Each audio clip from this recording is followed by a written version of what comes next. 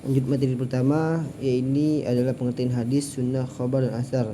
Hadis secara bahasa berasal dari kata hadatha yang berarti ucapan, sedangkan secara istilah adalah segala sesuatu yang bersumber dari Nabi Muhammad SAW, baik berupa perkataan, perbuatan atau ketetapannya. Contoh hadisnya adalah qala Rasulullah SAW innamal a'malu binniyat. Yang kedua ada sunnah. Sunnah secara bahasa adalah kebiasaan atau metode hidup. Sedangkan secara istilah, segala sesuatu yang diriwayatkan dari Nabi Muhammad SAW berupa perkataan, perbuatan dan ketetapan sebagai contoh atau pedoman dalam kehidupan. Contohnya, kan Nabi SAW idza dakhala al-masjid bada'a birak'ataini. Yang kedua ada khobar. Secara bahasa, khobar berarti kabar atau informasi, berita. Sedangkan secara istilah, segala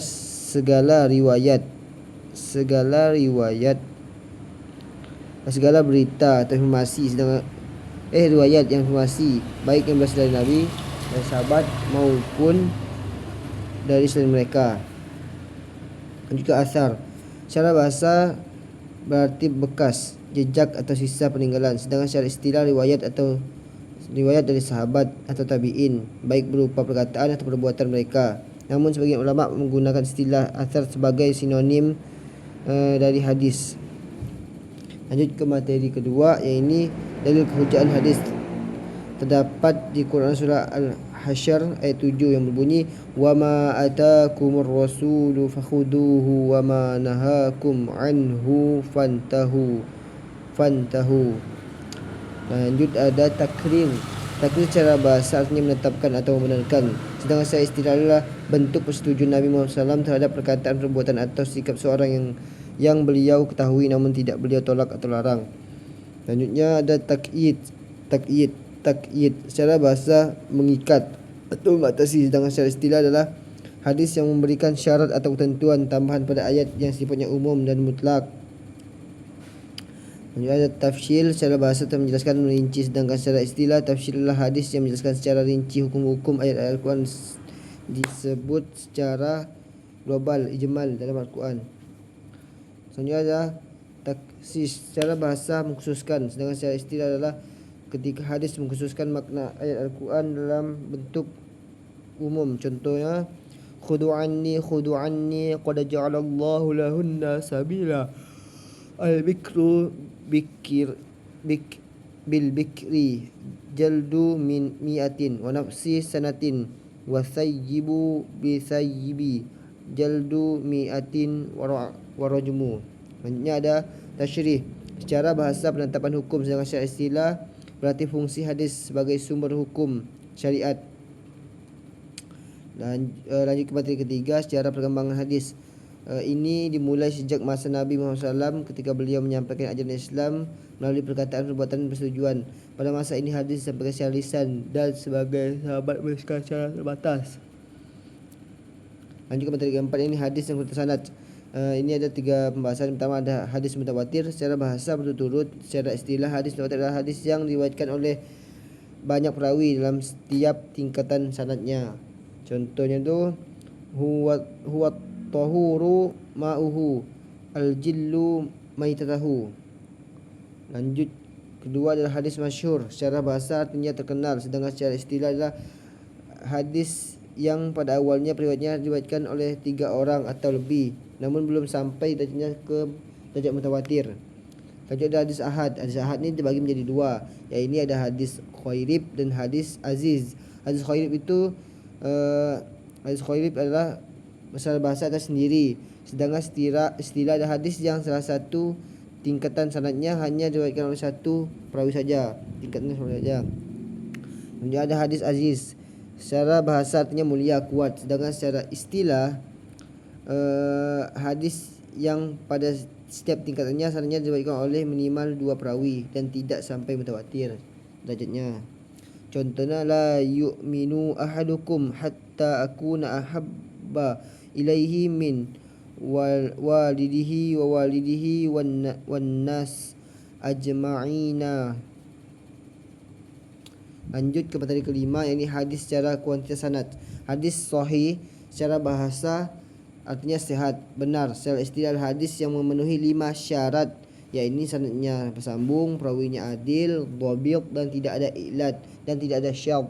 Contohnya itu innamal a'malu binniyat. Dua, ada hadis hasan. Secara bahasa baik bagus, secara istilah sama seperti hadis sahih, namun tingkatan dhaifnya di bawah sahih. Contohnya idza innallah ahdina minan nas qalu man hum ya Rasulullah qala ahlul Qur'an hum ahlullah wa khassituhu. Lanjut kepada yang keenam, syarat-syarat hadis sahih. Yang pertama ada sanad bersambung. Sanad bersambung. Sanad berarti sandaran atau hubungan, sedangkan bersambung, sedangkan itsal artinya berarti tersambung. Secara istilah, sanad bersambung berarti setiap perawi dalam rantai hadis menerima hadis tersebut langsung dari gurunya tanpa ada perawi lain sebagai perantara.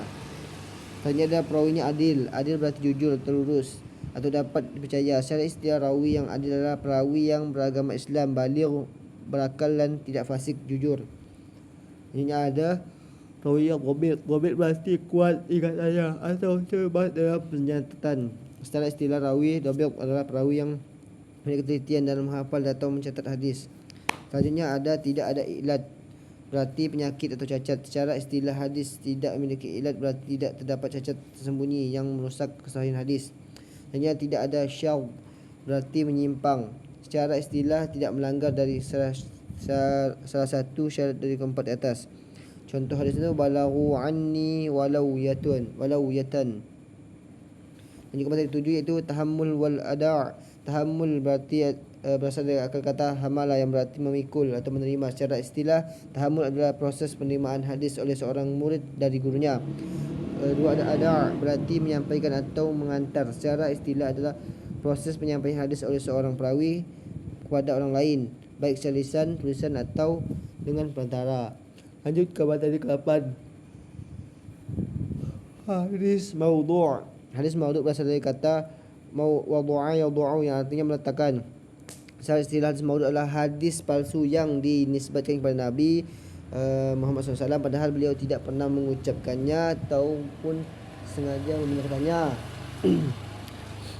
Lanjut pembahasan materi 9. Contohnya hadis tadi itu man arafa nafsuhu faqad arafa rabbahu. Nah, itu dia. Lanjut ke materi 9, rijaul hadis. Secara bahasa rijal bentuk jamak dari rajul yang berarti lelaki. Al hadis berarti perkataan, ucapan atau tetapan bersumber dari Nabi SAW. Secara istilah, rijal hadis adalah ilmu yang membahas tentang para perawi hadis.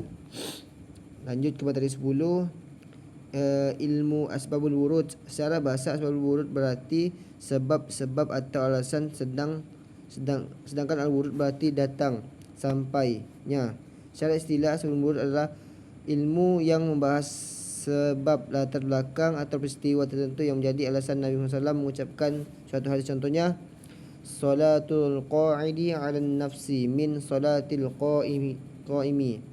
Nah, lanjut ke materi 11, ilmu takhrij hadis. Secara bahasa, kata takhrij berasal dari kata kerja, kharaja yang berarti mengeluarkan.